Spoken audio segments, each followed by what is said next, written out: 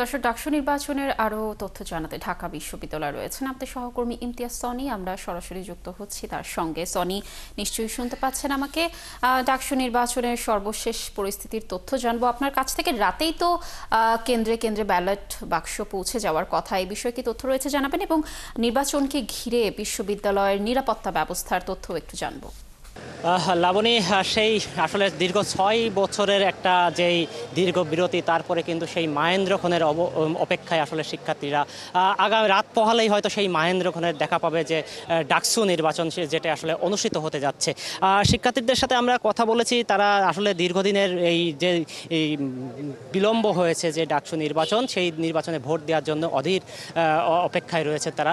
তা আমি আসলে এই ঠিক ১ ঘন্টা মতো আগে এই ডাকসু নির্বাচন নিয়ে আসলে সরাসরি সংবাদ সম্মেলনে উপস্থিত ছিলেন ঢাকা বিশ্ববিদ্যালয়ের উপাচার্য নিয়াজ আহমেদ খান। তিনি যেটা বলেছেন যে এই নির্বাচন প্রক্রিয়ায় আসতে গিয়ে তাদের দীর্ঘদিন আসলে বিভিন্ন বাধা বিপত্তি অতিক্রম করে মামলা ছিল, বিভিন্ন রকম সমস্যা ছিল, সেই সমস্যা কাটিয়ে এই নির্বাচনের ডেট প্রকাশ করা এবং এই নির্বাচনের পথে যাওয়া আসলে তাদের নানা বাধা বিপত্তির মধ্য দিয়ে তারপরেও সেটা সফলভাবেই তারা সেটা সম্পন্ন করতে পেরেছে। উপাচার্য যেটি বলেছেন যে বিজিত এবং পরাজিত যেই হোক, তারা আসলে সহনশীলতার মাধ্যমে আসলে তারা ফলটাকে গ্রহণ করবে বলেও তিনি আশাবাদ ব্যক্ত করেছেন। তবে তিনি যে কোনো পরিস্থিতি, অনাকাঙ্ক্ষিত পরিস্থিতি মোকাবেলার জন্য আইনানুগ ব্যবস্থা নেবেন বলেও জানিয়েছেন।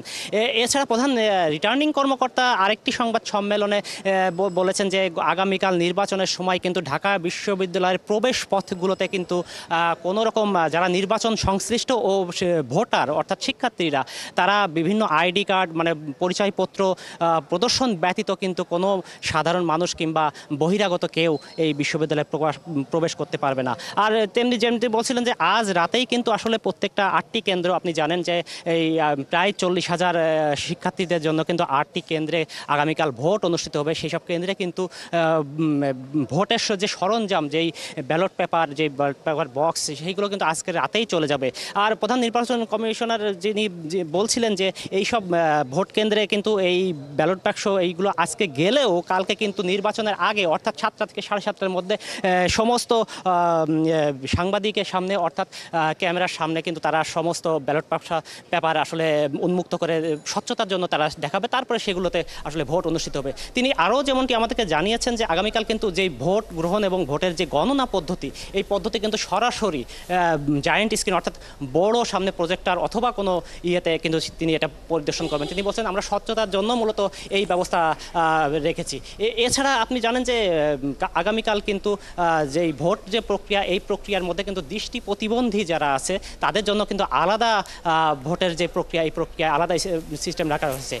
তো আজকে যেটা এখন দেখা যাচ্ছে যে আসলে একটা চাপা টানটান উত্তেজনাও বিরাজ করছে এবং সারাদিন প্রার্থীরা আসলে পাল্টা অভিযোগের মধ্য দিয়েও গেছে, তারপরেও কোনো অপ্রীতিকর ঘটনা ঘটে নাই এবং আইন শৃঙ্খলা পরিস্থিতি এখনও পর্যন্ত খুবই ভালো আছে। এবং উপাচার্য যেমনটা বলছিলেন যে আইন শৃঙ্খলা পরিস্থিতি অবনতি হবে না বলেই তিনি আশাবাদ ব্যক্ত করেছেন।